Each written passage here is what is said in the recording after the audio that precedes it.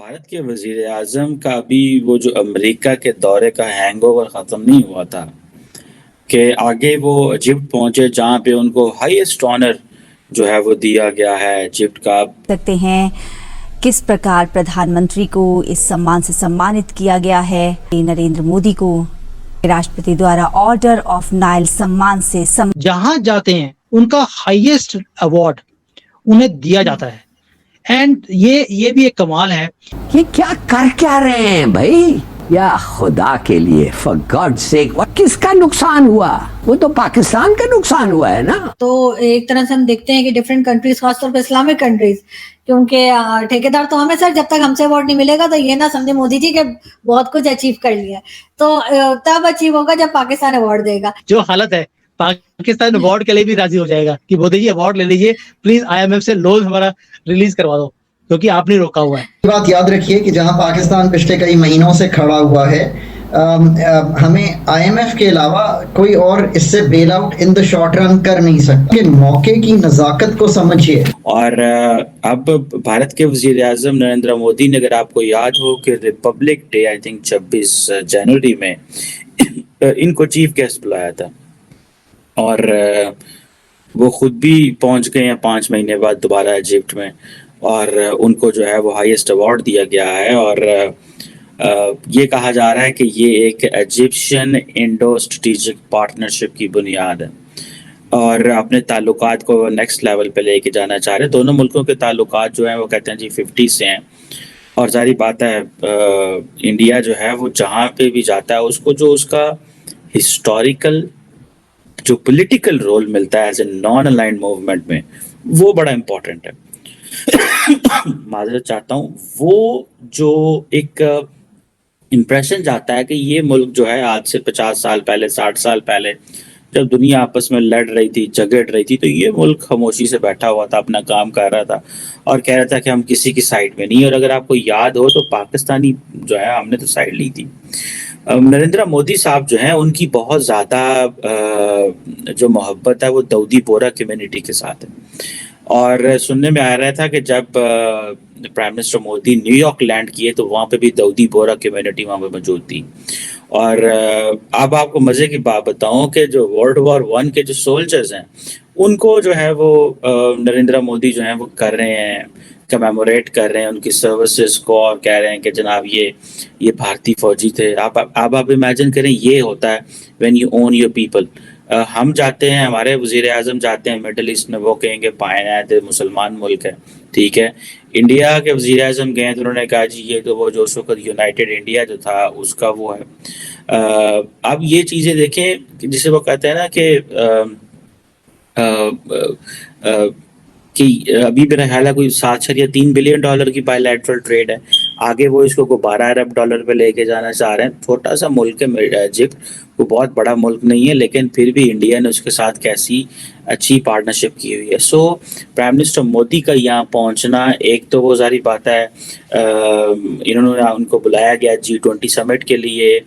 फिर जो Muslim community है उसको एक तासुर दिया जा रहा है कि यार नरेंद्र मोदी जो है ये उनके बारे में ये जो कंपेन की जाती है कि वो मुसलमानों के करीब नहीं है, तो वो भी एक है। फिर दाऊदी बोहरा कम्युनिटी को भी मिले। फिर जो वहाँ पे कायरो के जो इमाम हैं उनसे उन्होंने मुलाकात की। Trade, bilateral trade, strategic partnership, ये बहुत कुछ है जो डिस्कस हुआ है। लेकिन क्वेश्चन ये आता है कि ये इतना इम्पोर्टेंट क्यों है पाकिस्तान।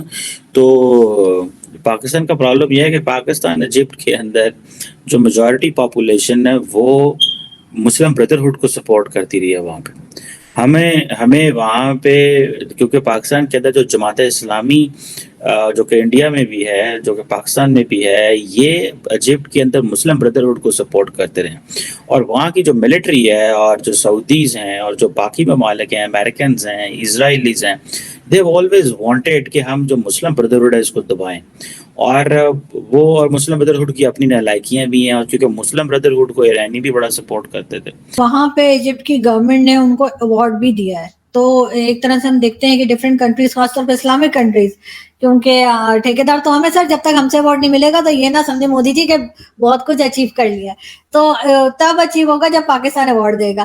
तो सर उस अवार्ड के बारे में आप क्या कहेंगे कि उनको अवार्ड मिला है, उसको किस तरीके से जो है वो भारत में देखा जा रहा है? मुझे लगता है एक अलमारी होती है, जब हमें कोई अवार्ड मिलता है ना, तो हम उसको अलमारी में रखते हैं कि यार हमें ये अवार्ड मिला था। तो हर एक में कोई ना कोई छोटी सी अलमारी होती है, उसमें 2-3 अवार्ड होते हैं।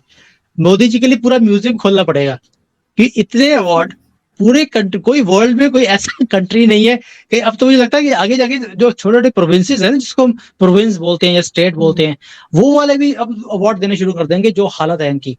तो इनके लिए एक म्यूजियम खोलना पड़ेगा, मोदीज अवार्ड म्यूजियम। इससे कम बात ही नहीं बनेगी। जहां जाते हैं उनका हाईएस्ट अवार्ड उन्हें दिया जाता है। एंड ये भी एक कमाल है, ये भी एक जिसको बोलते हैं दिस शोज द कनेक्शन। आरजू जी, मुझे ऐसा लगता है कि जैसी हालत चल रही है, पाकिस्तान अगले साल तक इन्हें अवार्ड देगा ही देगा, क्योंकि उन्हें लगता है कि अवार्ड देंगे तो IMF से पैसे मिल जाएंगे, उस चक्कर में ये अवार्ड भी दे देंगे। आप चिंता नहीं करें, जो हालत है पाकिस्तान अवार्ड के लिए भी राजी हो जाएगा कि मोदी जी अवार्ड ले लीजिए, प्लीज IMF से लोन हमारा रिलीज करवा दो, क्योंकि आपने रोका हुआ है। So as far as this Islamic world is concern, Arjun ji पता क्या है, आपने ना अपने दिमाग में एक बैठा के रखा हुआ है, पाकिस्तान, नॉट आपने, पाकिस्तान ने बैठा के रखा है कि ये ठेकेदारी हमारी है, ये हिंदुस्तान इसके अंदर एंटर भी नहीं कर सकता। और मोदी जी ने वो दीवार ही तोड़ दी, जिसमें आप कह रहे थे कि इसमें होल नहीं करना, उन्होंने दीवार तोड़ दी उसकी उठाकर। और आज पूरा मुस्लिम वर्ल्ड हिंदुस्तान के साथ है, वो समझता है, मुस्लिम वर्ल्ड ने समझ लिया चीज को कि देखिए तरक्की भी यहाँ पर है, फ्यूचर भी यहाँ पर है, और हमें इनके साथ बना के रखनी चाहिए। आप बताइए, आपने ये चूरन उनको बेचने की कोशिश करी ऑन बेसिस ऑफ व्हाट? सिर्फ नफरत के ऊपर। जब कोई चीज नफरत के बेस पे खड़ी होगी, उस पे बिल्डिंग कभी भी खड़ी नहीं रह सकती, वो किसी ना किसी दिन टूटेगी। और मोदी जी ने जो काम किया है पूरे दुनिया में, दोस्ती बनाई उन्होंने, नफरत के बेस पे नहीं, 1-to-1 रिलेशनशिप बनाया उन्होंने। तो उसी का नतीजा है आज की डेट में कि उन्हें सब जगह पर एक दोस्त की तरह देखा जाता है, एक ट्रस्टेड पार्टनर की तरह देखा जाता है, उनकी बात सुनी जाती है। बिल्कुल होना चाहिए सर, इसी तरीके से आगे बढ़ना चाहिए। लेकिन लास्ट में मैं ये भी आपसे कहूंगी कि हमारे यहाँ से नहीं, लेकिन आपके यहाँ के ही कुछ लोग ऐसे हैं जिनके तो खैर मैं नाम भी नहीं लेना चाहती, क्योंकि नाम लूंगी तो वो खामखी में फेमस होते हैं। तो उनका ये भी कहना है कि जी मोदी जी इंडिया से लोगों को अपने खर्चे पे ले गए थे, जिन्होंने अमेरिका पहुंच के मोदी जी के लिए जो है वो व्हाइट हाउस के बाहर या जहां पे उनका इवेंट था वहां तालियां भी बजाई और नारे भी लगाए और वाह भी की। तो मतलब इस लेवल तक भी आपके यहाँ से बात की जा रही है, पाकिस्तान से नहीं, आपके यहाँ से बात की जा रही है। और वो लोग जो है उनका कहना ये, जितना ये मोदी जी मिल रहे थे ना बाहर, जो हाथ मिला रहे थे, वो ऐसे वो खुद लेके गए हुए थे मोदी जी, ये भी कह रहे हैं जी। देखिए वहां पर ना प्रोटेस्ट करने वाले लोग भी थे जो बाहर खड़े हुए थे। तो ये जो लोग बोल रहे हैं कि मोदी जी पूरी बारात लेके गए थे वहां पर, जैसे कि अमेरिका में कोई इंडियन रहता ही नहीं है, यही शो करने की कोशिश करते हैं। तो जो प्रोटेस्ट कर रहे थे यही लोग हैं जो इन्होंने बारात भेजी थी वहां पे प्रोटेस्ट करने वाली भी। सो ये ऐसे लोग हैं, दोगले लोग हैं, जो अपने ही कंट्री का नाम बाहर जाके खराब करते हैं। देखिए आपके कंट्री में भी ऐसे जोकर बहुत मिलते हैं। मैंने देखा था कि जब वो शहबाज शरीफ जाए थे मक्का मदीना में, क्या कुछ बोला था, चोर चोर के नारे वहां खड़े होकर इन्होंने लगवाए थे इमरान खान ने, और शेख रशीद के जो कजिन था या भाई था, क्या था वो। सो आप सोच के देखिए कि आपके कंट्री का जो हेड है, जो प्रधानमंत्री है आपका,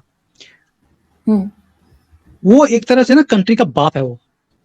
आप उसको गालियां निकालेंगे, दैट मींस आप अपनी कंट्री को गालियां निकालते हैं। इन लोगों को सब ये सब हमारा बाप आर्मी चीफ होता है। सॉरी, आपको यहाँ करेक्ट करूंगी।